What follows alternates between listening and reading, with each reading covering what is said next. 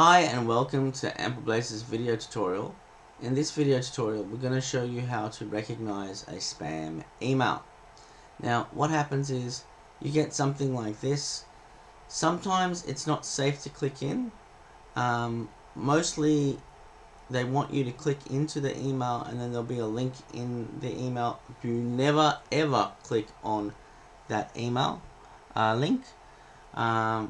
But I just wanted to teach you guys how to sort of recognize a spam email. So this one you can see is a spam email. It only has a name, but the name is not the issue. But if you look at the email address here where it comes from, it's really weird @Gmail account. It's nothing to do with Jess. So if I reply to this email, it would cause issues for me. Now, the best thing that you can do when you get emails like this, whether you're using a Gmail or whatever email provider you're using, you would mark this as spam or report it as spam. With Gmail, it's this, report spam.